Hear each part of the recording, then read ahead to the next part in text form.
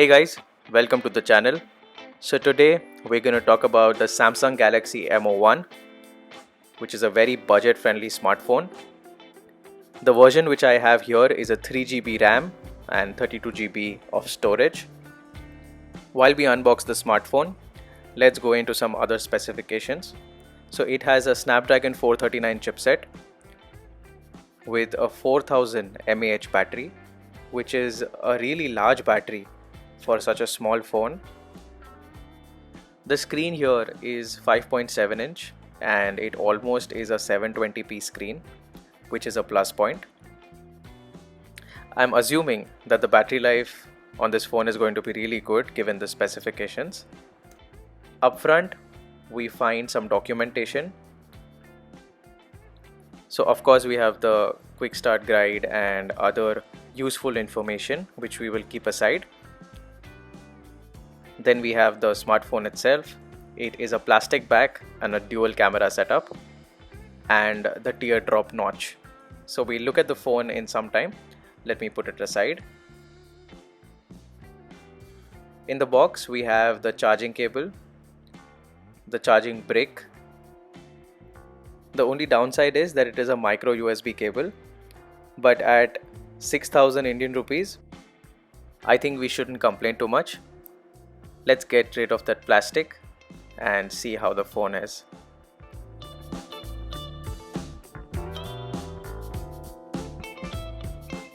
Before we move on, do subscribe to the channel and click the bell icon to get notified.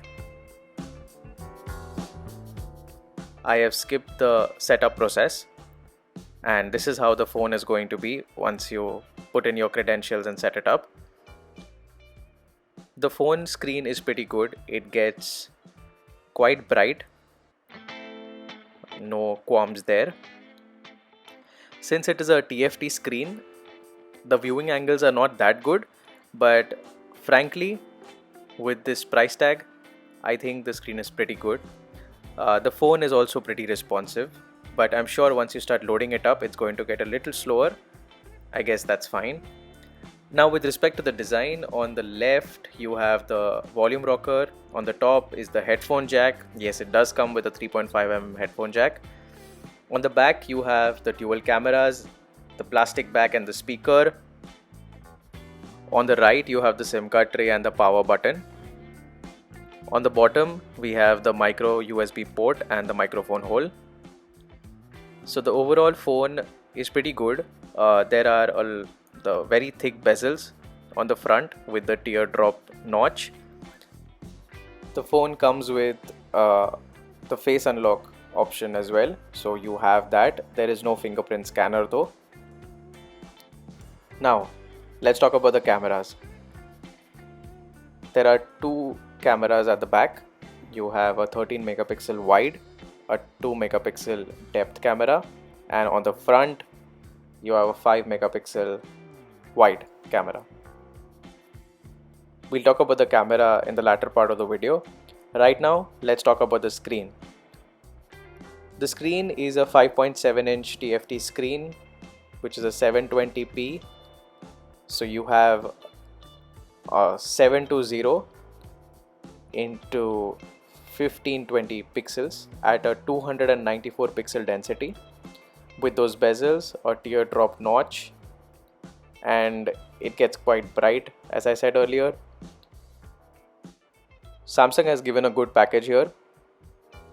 It is very easy for me to recommend this phone because it is the just right amount of everything, and it is the perfect smartphone to get someone started. It comes with an Android 10 installed already, though I do not expect it to get upgraded to Android 11 anytime sooner. It comes with One UI 2 as well. Now let's get into the camera a little bit.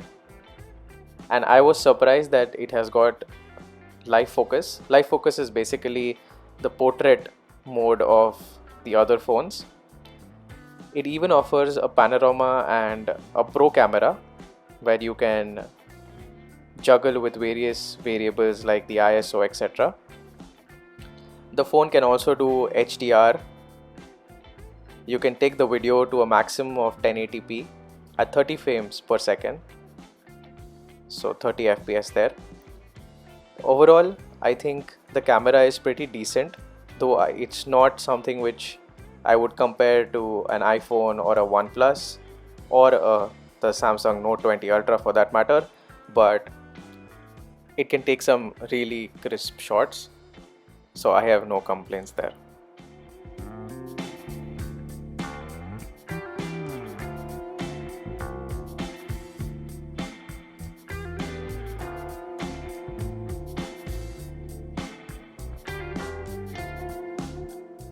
Now finally, let's talk about the speakers.